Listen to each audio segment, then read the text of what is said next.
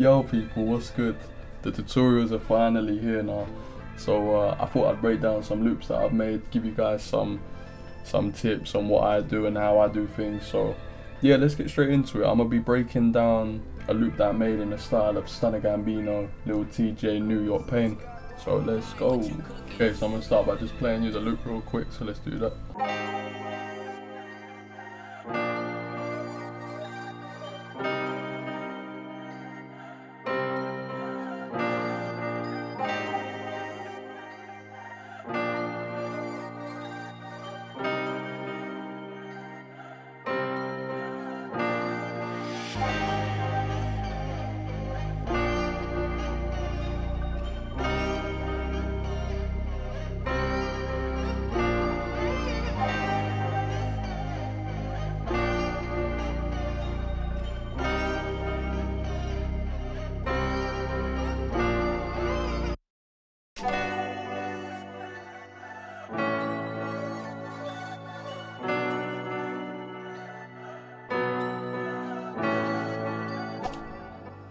Okay, so they're the keys that I did. They're super simple, super simple. I'll show you what I did. So I'm in B minor, 96 BPM. I started on the G chord though. So I started off with a G major 7th, which is the G, skip a note, D, skip a note, D, skip a note, and then the 7th, which is the F sharp. And all I've done is I've pitched it up 2 octaves, and yeah, we come out with this chord. And then from there, just working up the scale. This is now our A major. So again, if I paste these down, just a triad chord. But all I've done is I've inverted the C sharp. So the C sharp, instead of being there, like that, just inverted it. By doing that, it gives it a bit more of a happy feel. I mean, it's a major chord anyway, but it just gives it, you know, it makes it feel a bit lighter. So I'll do that sometimes, just play around with it and see what sounds best. Then after that, we got the B minor, and we did, I think it's just a regular triad again, yeah. Just a regular triad, but again, I've just inverted the D. Okay, so the next chord is exactly the same. All I've done is I've got rid of the D note. So I'll bring these down. Literally, the way that D is meant to be there, I've just gotten rid of it, and you can hear the difference between the 2 chords now. Just gives it a different feeling. And then to finish it off, I've just copied this A note, this A chord here, and put it to the end. The reason I've done that is it just makes the loop, when it finishes, it brings it back to the beginning nicely. So, you know, that's a trick that I use a lot. Just copy the same chord, copy a second chord, and put it at the end. Makes it all flow well. Okay, so for the processing on the keys, EQ, just cutting out some of the low end. I've got a Valhalla vintage verb, effect rack with a dark reflections preset. I've just pulled the mix down a little bit, and then Valhalla delay on a 1/4. And the preset I've used for that key is, so this is actually a key from my one-shot kit I got coming out. It sounds like this. Okay, so the next sound I've added is a bell. Instead of using top line piano, I've decided to go with a bell just to switch it up a little bit. So I'm gonna play that for you now.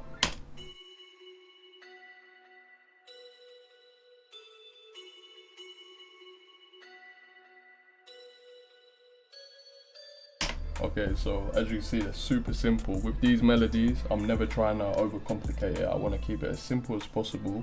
I'm just trying to create a bounce. So you can see if I play with the piano, it's just simple and it bounces where the space needs to be filled out. That's what I'm doing, I'm just filling it out.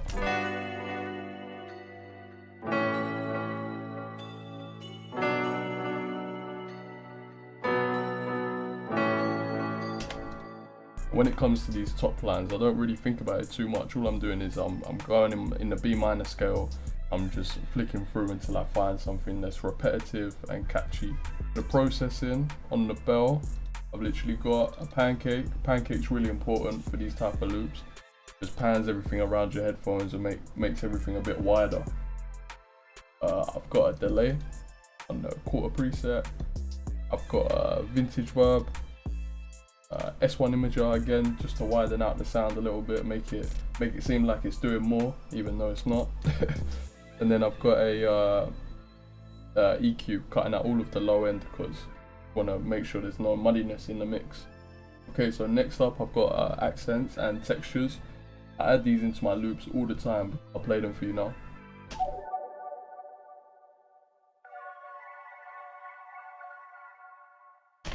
Nice and simple and airy. They're not doing too much, but when you hear the loop, you're definitely gonna hear them, and it makes the loop a bit more unique.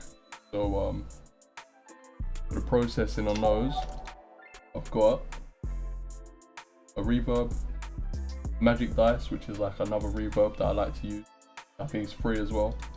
S1 imager, and EQ, just cutting out that low end and some of the harsh frequencies. Both of these accents and textures are coming out of my new one-shot kit again. I'm gonna add a load of sounds like this because I like to use them myself, and I know sometimes they're difficult to find, so I'm gonna throw a load of these that I've made with my guitar pedals and stuff. Okay, so next up is the vocals for the intro of the loop, so I'm gonna play them for you now.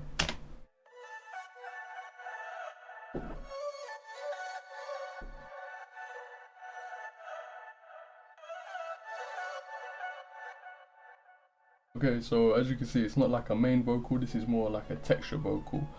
Just keeps the listener engaged from the very beginning of the loop, so that's why I add something like this, and then I let the main vocals come in after for the main build up of the loop.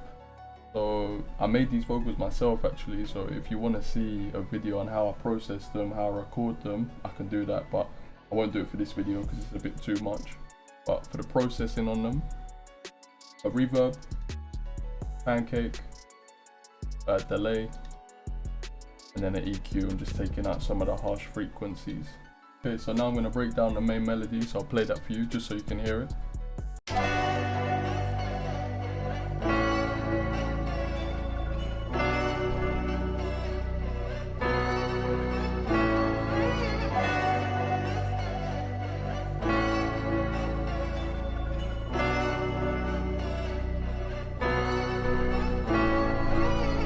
With this main melody now, my aim is to really fill it out. So I've kept the key the same, the bell the same, but the main difference is the pads. So I'm using the pads to fill out the space. So I'll play them for you now.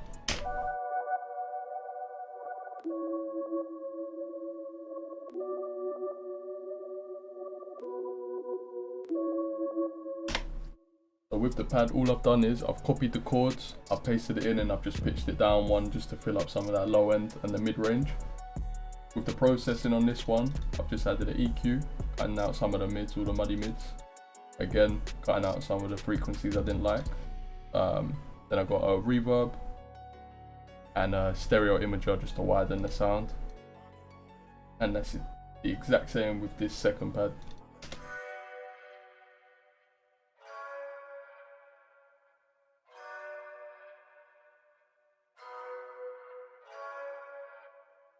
And with that, processing is exactly the same. Okay, so the main difference with this second part is the vocals. So I like to have normally an intro vocals, quite simple, and then the main vocals, which are a bit more in your face and what the listener is trying to hear, you know. So I'll play it for you now.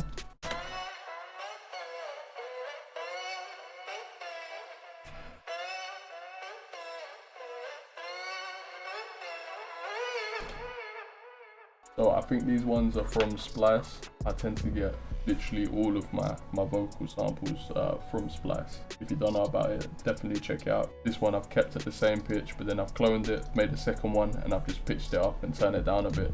The reason I've done that is just to fill up a bit more space, make the vocal a bit more thick. And then the processing on the vocals, the reverb, pancake again, the delay, and then an EQ.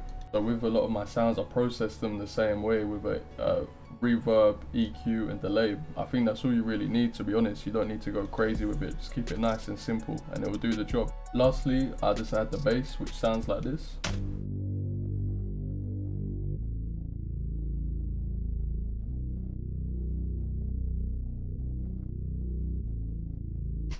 So with the bass, I literally keep it, I keep saying it, but I really keep it simple. I'm just copying the bass notes from the piano, pasting it in, and then for the processing on it, all I do is EQ out the high end, and then I've added this decapitator preset, which is just the default preset. And then the sound I used for the bass is it's a Reese bass, again from my one-shot kit I got coming out. Just goes to show that you don't need all these fancy VSTs to make good melodies. You can just use one shots or whatever you like. And then the same with these pads as well. These pads are both one shots. Yeah, and that's the finished loop. I hope you enjoyed this video. I'm going to turn this into a beat now, and I played it on the outro. Yeah man, if you enjoyed, just leave a like and a comment, and yeah, I'm gonna keep these videos coming now, so let's go.